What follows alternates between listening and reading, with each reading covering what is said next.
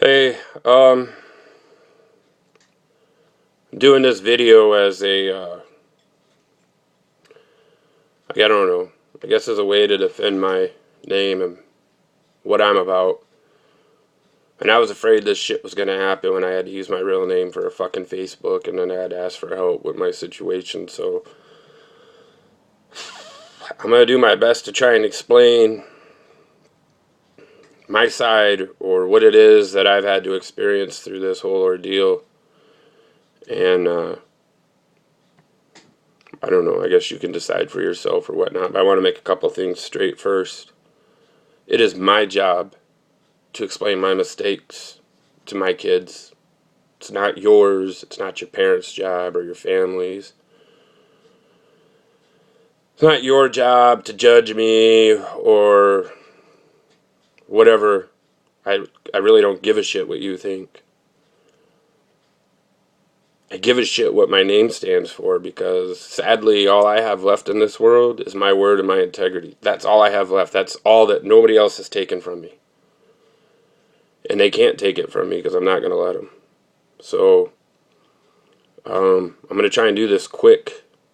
Some of you it may be redundant. You may have heard it. I don't know. But let me start. I'm a biracial Native American male. I'm half Native and I'm half white. I grew up at Colorado Springs. We moved to Sault Ste. Marie, Michigan when I was either in second or third grade. My dad became a res cop. I grew up on the res and in the Sioux till about 92 or 93. Caught a couple cases as a juvie. Did a majority of my time in foster care in group homes on the res and in the state. Been to Flint Detention Center. Been to Saginaw. Fern and June were probably my two biggest foster parents that many of you may know. So anyhow, got a couple cases after I got discharged from foster care. Misdemeanor. I had to do 90 days. When I was 16, I got released. I was almost 17. I moved out to Colorado because my folks had divorced. My mom was in Fountain, Colorado, and Colorado Springs. Went out there with a chip on my shoulder, met the wrong kind of people, started gangbanging. Sold a lot of dope. Shot at a lot of people. Beat a lot of ass, had my ass whooped. How I never got caught, never got a felony, or any of that, I don't know. Luck. I don't know. Used to hustle basketball, me and a buddy of mine. Play for money. Most of the time it was for fun, but we would play for money. Him and I met my ex-wife at a basketball court. One thing led to another, whatever, we dated. She loved the image that I was this thug, I had a nice car, I had money, I dressed good, whatever. She was the valedictorian of her class, if I remember right. We were complete opposites. I quit school my sophomore year and my knee got blown out. I had no education. Fast forward, I grew up, I had a good job. Still didn't have a diploma or nothing. Was told that my first daughter was I don't know, I guess in the oven.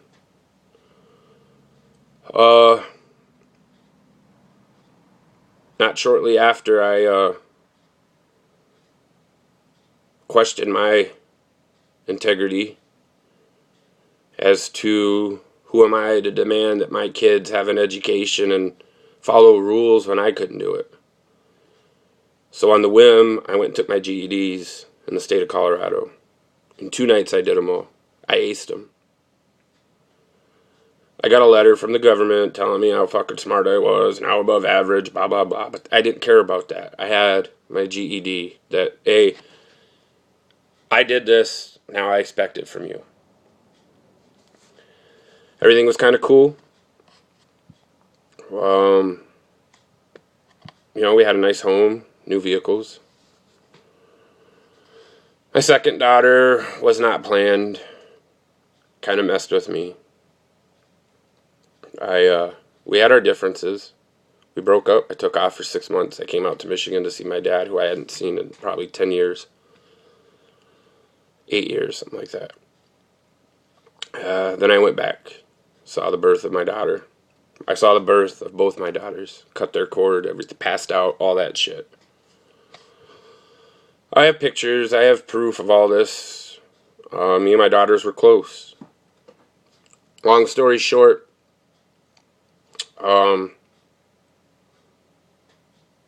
things went down the hay basket for us. I was a shitty husband. I admit it. I was a different person than I am now.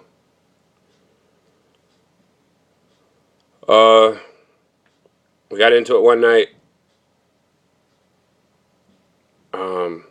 We both said some things that we probably shouldn't have. Last memory I have of my daughters is waking up in the middle of that night and coming to sleep with me in my bed. I went to work that day. Got called into the office about 4:30. There was 4 El Paso County Sheriff officers at the office. I was arrested for domestic violence because in Colorado it's a mandatory arrest if somebody makes a claim. My marriage mattered to me at the time. I didn't want to fight it. I was trying to save my marriage. I was ordered to do some classes. I did them. They told me it wouldn't be on my record. They lied. We split up again. I came out to Michigan. I had nowhere to go. Me and my mom kind of have a deranged relationship. It's fucked up.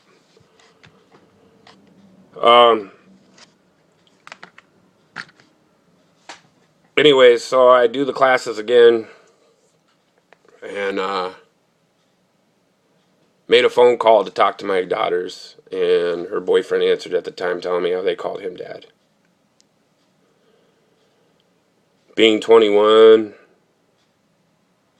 22, I was still kind of gangbanging. Had my foot halfway in and halfway out. Threatened the dude. Flew back to Colorado for my visitation. Went to the police department because Carrie wouldn't let me see the girls. Took my court order with me. Had my brother with me. Told them that I was there to see my kids and that I needed them to escort me. They pull me into a room. 3 officers come in and they play this tape of me threatening this guy and ask if it was me. I told them, yeah. One of the times I've actually cried. Explained to them everything and asked them, wouldn't you have done the same? Cop kind of agreed. They didn't arrest me. They just gave me a ticket.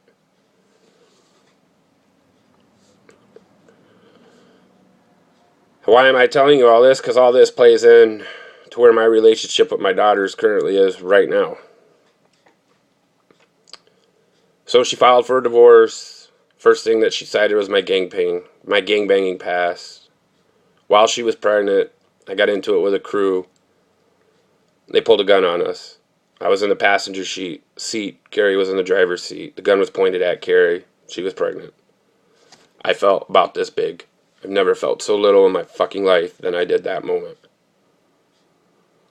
I pushed her head down, I told her to hit the gas, and I steered. I didn't know if the guy was going to shoot us or not. A couple weeks before I saw him on Platten Circle, I whooped the shit out of him in his car.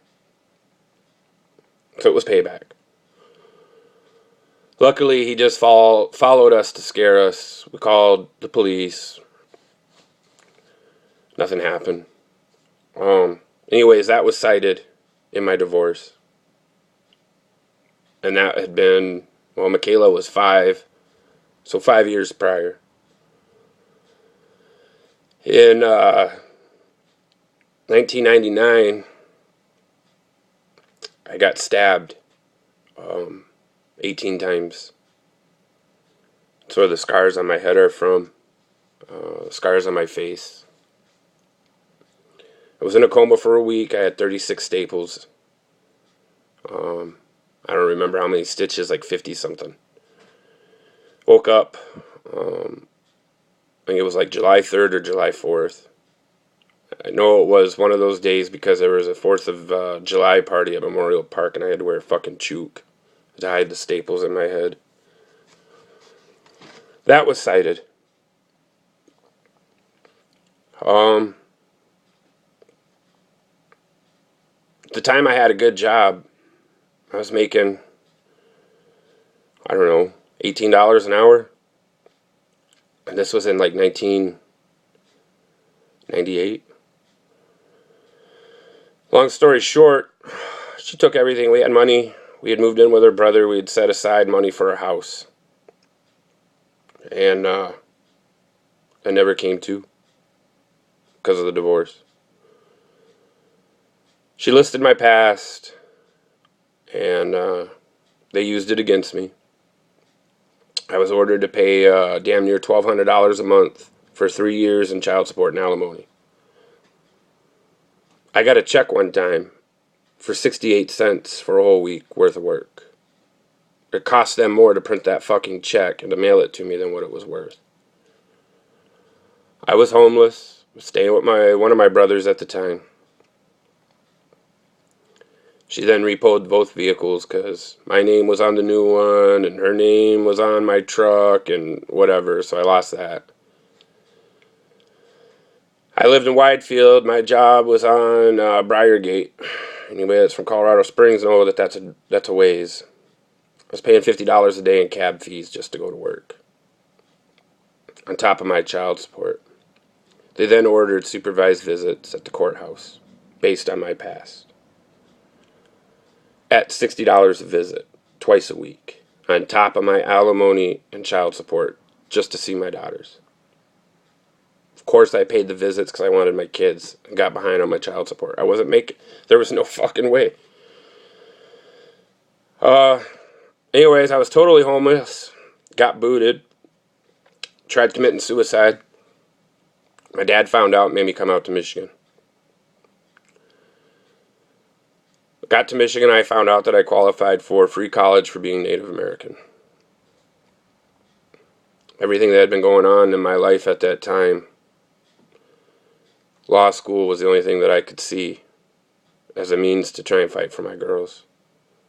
Now, in the meantime, I'm still being charged the $1,200 a month for child support and alimony, which I'm not making, for 3 years. So it doesn't take a mathematician to add that figure up.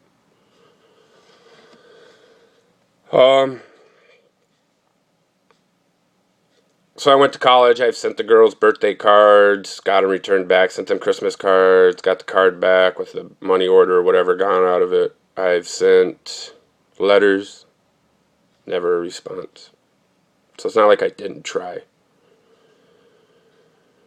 2005, my mom called. I hadn't spoken to her in like 9 years. Told me about an emergency. I went out to Colorado to help her with the family business. I tried contacting my daughters to see them while I was there. And in Colorado, a restraining order, when it is issued, is one of 4 states in the union that when it's lifetime, it's lifetime. Not like Michigan, where after 4 years it's just gone, or you can appeal it, have a hearing. I did not know this. I talked to her mom, not her. Told her, hey, I'm in town, I'd love to see the girls or at least speak to them. I got arrested for violating a restraining order. I went to jail for trying to see my kids again. That was the 3rd time. I got out, and I wanted to fight it. My public defender at the time said no because they want jail time. And they have a case. I had witnesses. I was told my witnesses weren't qualified or believable because they had records. And I'm like, what the fuck? Anybody in America has a record now. Am I dumb for taking that plea? Yeah, because I wasn't fucking guilty and I shouldn't have taken it. But, dude, whatever. It happened, okay? So I was defeated. I hired an attorney in Colorado. It cost me $10,000 to try and get my child support reduced and visitation and everything else. And this is where attorneys get fucked up. And the courts. Child support and visitation and rights aren't two separate issues. They're the fucking same. You don't buy a dead fucking horse and make payments on that fucking dead horse. It's 10 grand just to take care of the support issue, not my rights, not my visitation, anything else. I didn't have no money. I've been in poverty since my divorce, okay? I'm wearing the same fucking boxers that I've worn for the last 2 to 3 fucking years, and the wife beaters I have are probably a year and a half, okay? I'm not balling. Never have. Except for when I sold dope. Anyways, pay this guy. They only all go back a certain amount of time in Colorado, and then that's it. You're just fucked. So I left. Came back to Michigan to try and finish my education. 2 things were happening in Colorado. One, I was running into old people that I knew. And people that wanted me to go in and put in work. Well, anybody that's gangbanged, you just don't leave. It doesn't work that way. So I had an option. 2. I either stay and end up dead or in prison, which would make me even a fucking more wonderful dad. Or I leave and try and take care of myself and hope that someday I get an opportunity to try and explain myself. Well, fuck me for thinking the latter, because yesterday and throughout this week that I had to ask for help on a GoFundMe, which just fucking blows me away. I've got nothing but grief. It's not your job to judge me. I don't give a fuck. That's why I didn't want to ask for help, but I don't have a choice. My family, I can't depend on my family for shit. Never have. And they wonder why I always pick my friends over family. Well, there's the fucking reason. Anyhow, 2 years ago, I was served papers from a server here in Allegan County with papers from El Paso County, Colorado, that were adoption papers with an attorney's name on them. Philip Ogden. So I called him and asked him what the fuck this was and what was going on. Read the paperwork. A lot of it was just kind of vague, and they were very adamant in denying that the girls were Native American. Like, very, very adamant. Like, it was highlighted at one point. So I talked to the man. I asked him what he thinks, that he's spoken with the girls. Because, look, let me explain. In the news that I did receive about my daughters, they seemed happy and they looked happy. I would feel more shitty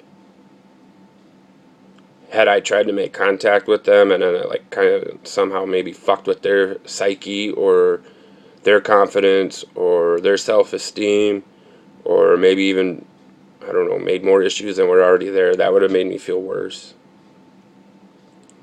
So I spoke with him. He told me he had interviewed the girls and that this was probably the best thing for them. And I kind of agreed. I have nothing to say bad about my ex or her husband. I don't. I think you guys did a hell of a job raising those 2 girls. And I thank you. I'm not the same Joey. So he tells me that this hearing happened in June of was either 13 or 14. And that child support would cease, blah, blah, blah. Alright.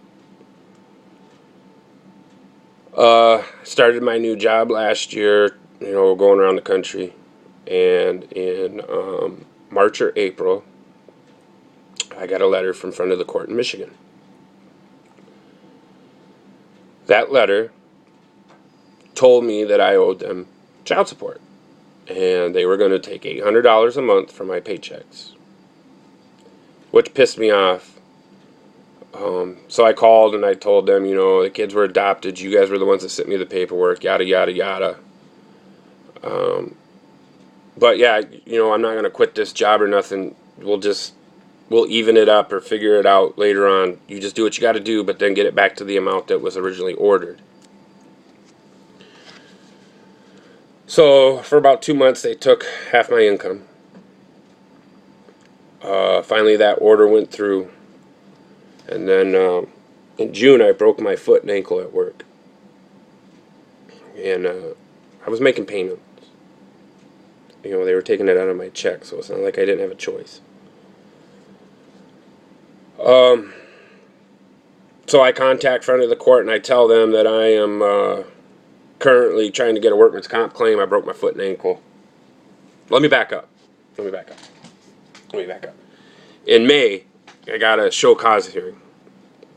So I left the job site from Indiana, drove all the way up to Grand Haven, checked in, I'm told I didn't have to be there. I was like, why? What the fuck? I just took a day off of work. Well, you've been paying, blah, blah, blah. You don't have to show up for the show cause. It's just kind of a general mailing. All right, touche. Pissed off, but whatever. Break my foot in June. I get a notice, show cause in July. I go to the hearing in either September or October, and I'm in a cast. And I go with my paperwork, and me and the caseworker, who I don't like, Rena, she can fucking go fuck herself, wants to talk to me like I'm a fucking fool. So I start questioning her on her job and her follow-ups. I had asked for a request for my case to be transferred to Allegan County, as that's where I live.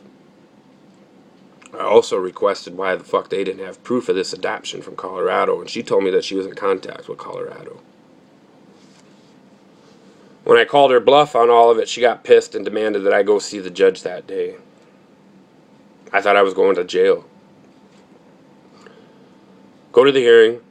I make the lady look like a goddamn fool in front of the judge. I show him all the paperwork. He looks at me, looks at my paperwork. He says, well, it's obvious you have an injury. You have one of the best surgeons in Michigan. I don't understand. So we made an agreement that I would pay a certain amount until this workman's comp issue got cleared. In November, I was notified of my surgery date. I fucking faxed her and emailed her a copy of the workman's comp letter, the surgery, follow-up appointment for the post-op, and the timeline of recovery. She scheduled a hearing for the day I was supposed to have a post-op checkup at the doctor's office. Well, guess who has a warrant for their arrest? So I called the clerk at the courthouse. I explained everything to the clerk herself, and she says, oh, well, it sounds like there's some kind of miscommunication. That's not right. They sent me into the front of the court warrant officer. I left him a message. He called me 2-3 days later. I explained everything to him. Well, we're not denying you had surgery. Okay, well, you knew for 50 days prior. Why the fuck would you schedule a hearing on the day that you knew I was going to be at the hospital? And why the fuck would I have a show cause when I've been paying and I've been in compliance with the court order, even though I shouldn't be paying? He tells me I can't pick and choose what hearings I go to. I've never picked and choose what hearings I go to. I've always showed up at every one. In fact, I've gone to hearings and asked them to arrest me so that I could speak to a judge. You know what I'm told? Michigan is just a collection. They're not the jurisdiction. So it's like a fucking kangaroo court. But now they can magically issue a warrant for my arrest for a fucking friend of the court order that shouldn't even exist. So I get the paperwork. I contact the division in Colorado, Division 20. They tell me they have no active case, that it's been closed and it's in records. And it's been there for 2 years. So I call them. The adoption happened. All records are sealed in Colorado to protect the juvenile children. The only way those files are ever reopened is by a petition to the court with a motion to reopen it. Well, I never received a copy of the paperwork. Now, Michigan knew this. Michigan should have opened up the goddamn motion and requested a copy of this paperwork. So that's why I need help. That's what the money's for. I pay my own bills. I don't need smug comments. I don't need your fucking judgment. It's sad that I had to fucking go out here and explain my fucking whole life story on fucking the world. Makes me feel like shit. And it'll be the last time I do this. I can fucking guarantee that. 25 minutes and this bunch of babbling, I understand. But if you really listen to what the hell I just said, then make your judgment. Am I a shitty dad? Yeah, I am. Do I accept that? Yeah, I don't fucking need you to carry it for me or tell me how to accept it. I already fucking have. You think I don't deal with that every fucking day I wake up? You don't think I lay in bed every night asking God, Allah, Muhammad, whoever the fuck ever, hey dude, why the fuck do I need to wake up tomorrow? I have absolutely nothing to live for. The only thing I have to live for is my little fucking asshole cat, Muhammad, and my fucking integrity. That's it. Okay, world? You've won. Carrie, you won. My family, you won. Everybody's won but Joe. Joe, everybody has moved on except Joe. Joe was never allowed to. You want to know why I'm bitter and fucking angry and an asshole? Well, there you go. Anyhow, look, if you can help, help.